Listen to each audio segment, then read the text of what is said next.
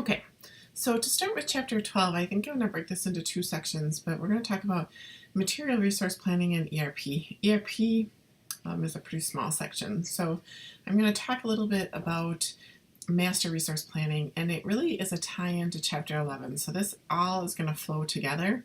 So we created our aggregate plan, we broke it down into a master schedule, and now we're going to take the master schedule and really fine-tune it, and that's your MRP.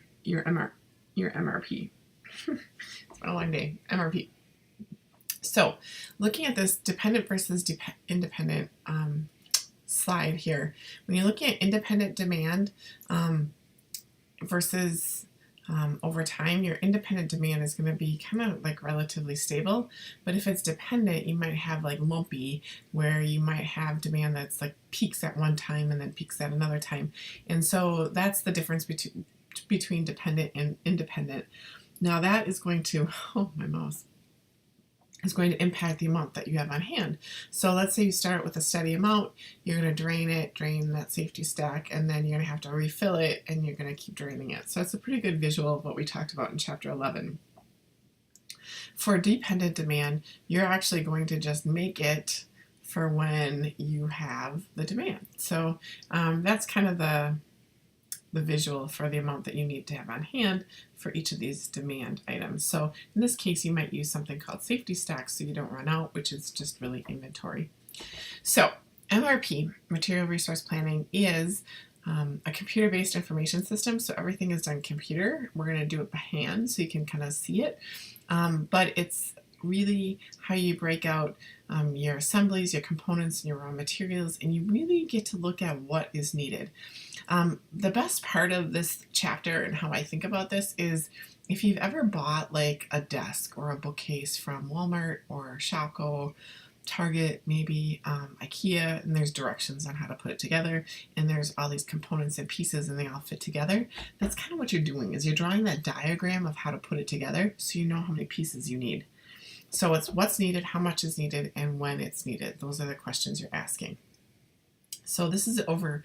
You take the master schedule as an input, your bill of materials, and your inventory records.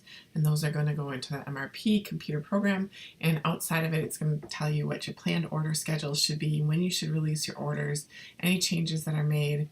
You can get some control reports, planning reports, and exception reports. And then you should have an inventory transaction of where you're at when you're all done.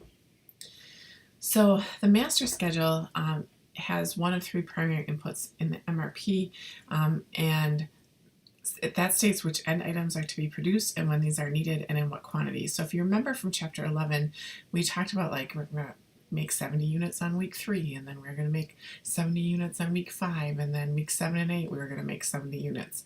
So now it's taking, that's one of the inputs because it's looking at the end items that are to be produced and when they're needed and in what quantities. So you know now when those inputs or those requirements are needed. Now you're going to make the plan on how to create it. So it's kind of drilling it down one further step. Managers like to plan far enough into the future so they have reasonable estimates of upcoming demands, and the master schedule is going to cover the period of time that's at least equivalent to the cumulative lead time. So that could be in days, that could be in weeks. It depends on how long it takes you to get that product in. So it's basically, if you think on Amazon, you order something Amazon Prime, you need a 2-day lead time, right? So think about your lead time as, you know, how long is it going to take to get to you? So that's the sum of the lead times that sequential phases of a process require from ordering of parts or raw materials to the completion of the final assembly. That's your cumulative lead time. Individual lead time is what you need on each individual part of that process. So you're really kind of summing that all up. So as an example, let's say it takes 2 weeks to procure the pieces, it takes 3 weeks to fabricate them, 2 weeks to sub-assembly them, and the final assembly takes 2 weeks. So your lead time is going to be 10 weeks. Okay, so that's kind of how to think about this process. Another input is the bill of materials. That's a listing of all the assemblies, sub-assemblies, parts, and raw materials needed to produce one unit of a product. And it's really a product structure tree. It's a visual description of the requirements in a bill of materials where all the components are listed by levels.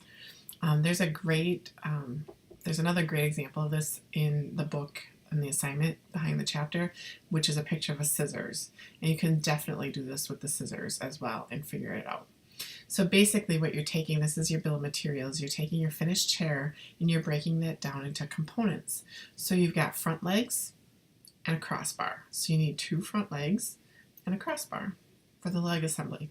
You need 1 seat, which is going to transfer down here. And then for the back, you need 3 back supports, 2 side rails, and a crossbar. So you've got another crossbar here, and you've got 2 side rails, and then the 3 back supports. So that's going to give you this sub-assembly. So if you looked at how many pieces that you would need, you'd be able to actually now order your side rails, your back supports, your legs, and your crossbars, because you know what you need. So the product diagram, like I said, if you think of the bookcases that you make, it's exactly what you're doing is you're coming up with a list of the parts that you need to assemble. And so this is going to be your sub-assembly. So creating the back, creating the front, and then you have the seat, and then this is your final assembly, putting it together in the chair. Okay, so low-level coding is really restructuring the bill of materials so that the multiple occurrences of a component all coincide with the lowest level at which the occurrence which it occurs. So if I go back to the previous slide, this is the lowest level here. So this is the main level, and then you're just going to keep breaking it down until you get to the lowest level. How many parts do you need? So your inventory records is the 3rd input into your master resource planning tool, and that includes information on the status of each item by time period called time buckets. And it's got information about the gross requirements, the schedule of receipts, expected amount on hand. Other details might be supplier, lead time, lot size. Like you might need 4 parts, but you have to order them in lots of 10, that type of thing. So that kind of gives you an idea of how many parts you might have on hand.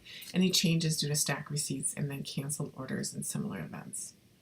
So this is assembly time chart. So if you look at it, this is kind of like our close to our 10-week one, but this is 11 weeks. So this is when it's available for delivery. So you have to procure your raw material for I, F, and D. And then once you have these 2, you're going to start fabricating E, which is a combination of these 2. But then you have to procure C. And once you procure C and fabricate E, those are going to be put together to create your sub-assembly. Sorry, my mouse is very sensitive. And then you're going to procure H at week 4. This is 4. The week numbers are in weird spots. So week 4, and then once you get the fabrication of part G put together, you're going to put it together with part H, and you're going to create a sub-assembly B. These 2 are going to put together for the final assembly, and you're going to inspect it, and then it'll be available for delivery. The extra week might be the transportation. So the outputs then, based on that picture that we talked about at the beginning, is your planned orders, your order releases, and your changes. Those are the main things that you're going to get once you're done with this MRP. So you get a schedule of indicating the amount of timing of future orders. You get to authorize the execution of the planned orders, and then revisions of the dates or quantities or the cancellations of orders will all be in there. Your secondary outputs are your control reports, any deviations from plan, missed deliveries, stack outs, things like that. And your planning reports are kind of your commitments to purchase. So somebody's taking this information and purchasing off of your schedule. And then exception reports are overdue orders, scrap, probably any kind of waste that might be in there, requirements for non-existent parts. So if you have something that you don't currently have, you got to order it, that kind of thing. MRP processing takes the end item requirements specified in the master schedule and explodes them into a time phase requirement for assembly parts and raw materials offset by lead times. So basically you're taking that master schedule and now you're looking at each individual piece that you need to build it, and when you need to order it and when you're going to assemble it. So it's really the minutia of how this is going to work. Okay, so you're drilling down. So I'm going to stop right there, and then we'll get into the actual record of this in just a minute.